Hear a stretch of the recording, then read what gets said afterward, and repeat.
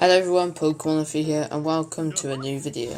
As you read in the title, we'll be going over some of the strangest evolution methods in the Pokemon. So without further ado, let's get right into it. At number 10 we have Mantike. Like most baby Pokemon, Mantike has a strange way of evolution. Mantike must be in your party with another specific Pokemon. To evolve Mantine, there must be a Remoraid in your party. This seems like a random choice, but it actually makes a lot of sense. Remoraid is always associated with Mantine, be it in sprites, Pokédex entries, Pokemon cards, and etc. At number 9 we have Tyrogue.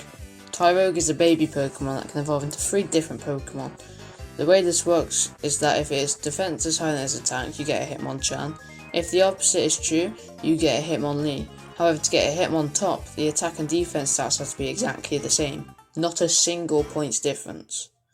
This has been much easier over the time with EV training, but it still is a try and error evolution method if you can't use vitamins, as every IV amount is different. At number 8 we have Shedinja. Shedinja is a popular Pokemon and for a good reason.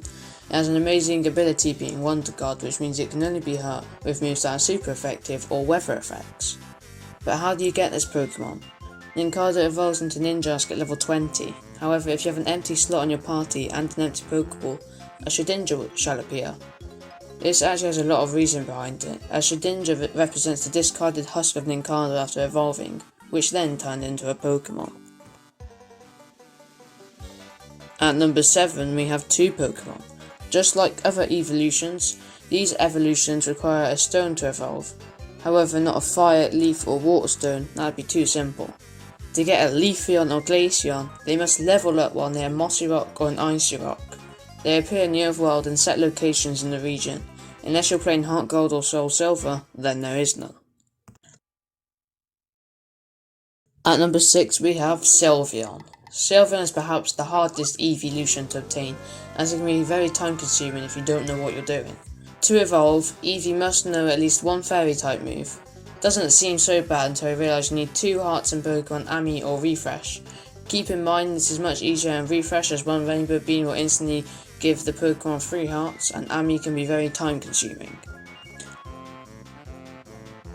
At number 5 we have Carablast and Shelmet.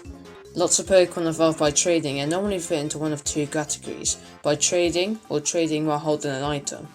However, Escavalier and Escargot are Pokemon that fit into neither category. In order to evolve Carablast into Escavalier and Shelmet into Escargot, they must be traded with each other.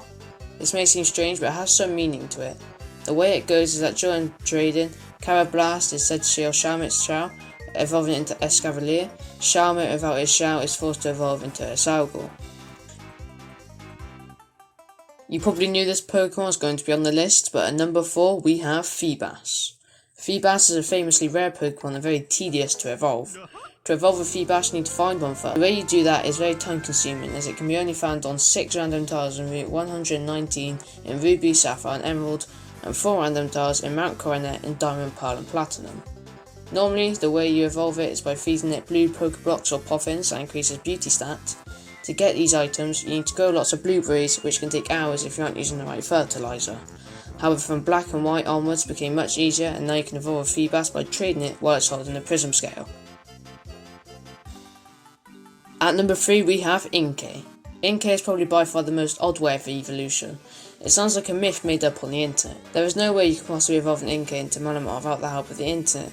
The way you evolve an Inkay is by turning the console upside down after level 30. It sounds false, but it works. Try it out right now if you don't believe me. At number 2 we have Rockruff. Rockruff has been on everyone's team since Sun and Moon.